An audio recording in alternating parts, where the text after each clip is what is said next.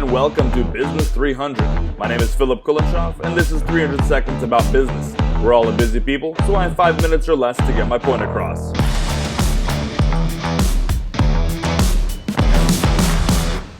These 5-minute episodes are like a midday snack. They're easy to consume. But the idea is for them to be a healthy snack. So if you get carried away and binge the entire set at once, it's all the better. On with it. One of the best leadership books I've read is titled The Failure of Nerve by Edwin Friedman. It's a book I intend to come back to multiple times. Sure, I've picked up valuable nuggets from other resources, but the paradigms Friedman presents are like bookshelves that other concepts I've learned live on.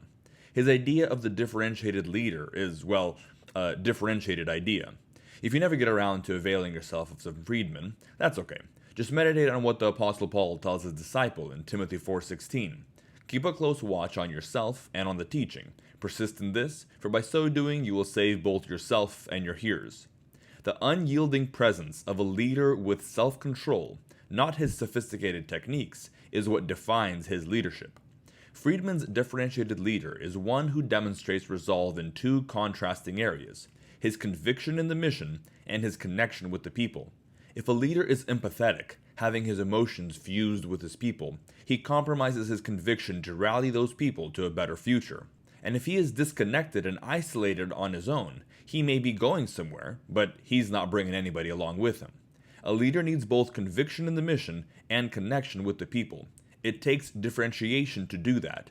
It takes self-control. A part of my day job is leadership development and equipping the managers in our businesses towards success. What I'd like to share with you is what I call the Sanctified differentiated leader, or the differentiated leader 2.0. Friedman's categories of conviction and connection are awesome. But because 3 is a more complete number than 2, and because I think clarity is only good, I've added a third category to being a differentiated leader. The Sanctified differentiated leader demonstrates conviction in the mission, connection with the people, and optimism for the future. He has relentless resolve to see the mission through, and he identifies with his people. But there's a way to do both of those things and remain visibly discouraged about the fact that realizing the mission is toilsome work, especially when the people you're connected to are the ones sabotaging your efforts. Some differentiated leaders, with conviction and connection, fail to demonstrate a sense of substantive playfulness in a way that undermines their leadership. It's challenging and emotional work to rally people toward a better future. The leader can burrow his eyebrows and keep trying to move the group forward. But without a demonstrated sense of optimism towards the accomplishment of his vision, the chronic anxiety of the group keeps threatening takeover. To be effective in his undertaking, a leader needs to have conviction in the mission, connection with the people, and optimism for the vision.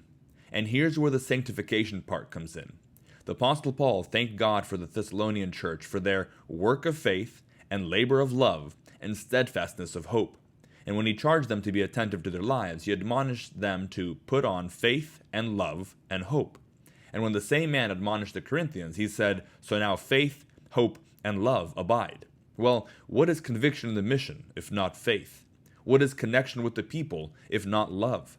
And what is optimism for the vision, if not hope? The sanctified, differentiated leader is the one who is unmoving in the work of faith and labor of love and steadfastness of hope. He stands apart from the people he's leading as he is committed to see his mission through to completion by faith. Even though he stands apart as the leader, he identifies with his people by remaining connected in love for them. And when sabotage threatens success, he remains encouraged as he plays the game to win, being full of hope for the realization of his vision. Conviction, connection, and optimism. Faith, love, and hope. These are the traits of the sanctified, differentiated leader.